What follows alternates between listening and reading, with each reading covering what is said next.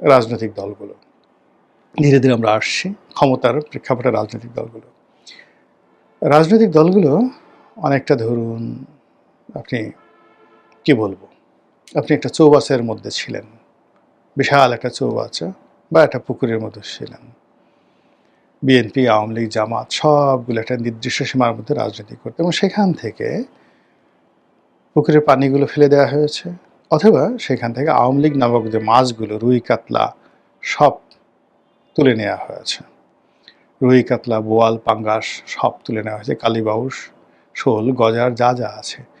এখন আওয়ামী লীগের সেই যে রুই কাতলাদের ভয়ে যারা, মানে আপনি জানেন যে এক বড় মাছ ছোটো মাছকে খেয়ে ফেলে, ট্যাংরা, পুঁটি, কই থেকে শুরু করে যে সকল ছোটো ছোটো মাছ যারা কাদার মধ্যে লুকিয়ে থাকে, তো এই মাছগুলো চলে যাওয়ার কারণে এই সমস্ত মাছগুলো, মানে ছোটো ছোটো মাছগুলো কাদার মধ্যে থেকে বের হয়ে এসেছে। এখন বাইম মাছ সে গোকরা সাপের মতো ফনা ধরেছে, কুচিয়া সে ভাব দেখাচ্ছে সে অজগর হয়ে গেছে, ট্যাংরা সে ভাব দেখাচ্ছে সে যেন আইড় মাছ হয়ে গেছে, পাবদা মাছ সে বোয়ালের মতো ভাব নিয়ে হা করছে, পুঁটি মাছ সে রুই কাতলার মতো হা করছে। তো এরকম একটা পরিবেশ পরিস্থিতি আমাদের এই সমাজের যে রাজনৈতিক অঙ্গন, সেই রাজনৈতিক অঙ্গনে আমরা প্রতিনিয়ত দেখতে পাচ্ছি।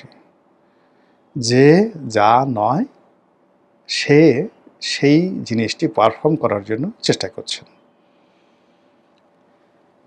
এরপর যেটি হচ্ছে সেটি হলো মানুষের মনোজগতে শ্রদ্ধা জাগানোর জন্যে যে একটা ন্যাচারাল লিডারশিপ কোয়ালিটি লাগে, এই ন্যাচারাল লিডারশিপ কোয়ালিটি আমরা এখন কারোর মধ্যে দেখতে পাচ্ছি না। মনে হচ্ছে সব কিছু চাপিয়ে দেওয়া, মনে হচ্ছে সব কিছু সাজানো গোছানো পরিকল্পিত।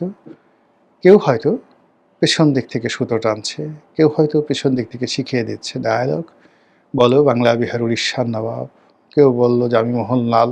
এরকম মানে এই রাজনীতির অঙ্গনে যে ভাষাগুলো ব্যবহৃত হচ্ছে, যে ঘটনাগুলো দেখা হচ্ছে, মনে হচ্ছে একটি রঙ্গমঞ্চ, যেটির জন্য একটা নির্দিষ্ট ডায়ালগ আছে, পাত্রপাত্রী আছে, এই কাজ করবে, এরকম একটা দৃশ্য আমাদের মনে হচ্ছে। আর এই মনে থাকার ফলে আমাদের যা হয়, সারা রাত জেগে আমরা যাত্রা গান দেখি, নাটক দেখি, সিনেমা দেখি, আর ওখান থেকে বের হয়ে আসার পর মুহূর্তের মধ্যে আমরা ভুলে যাই এবং আমরা আমাদের জীবনযুদ্ধে ঝাঁপিয়ে পড়ি।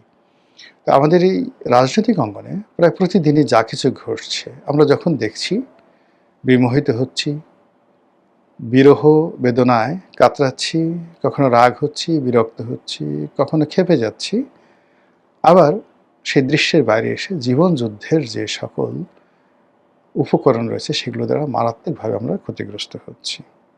এই হলো রাজনৈতিক অঙ্গন।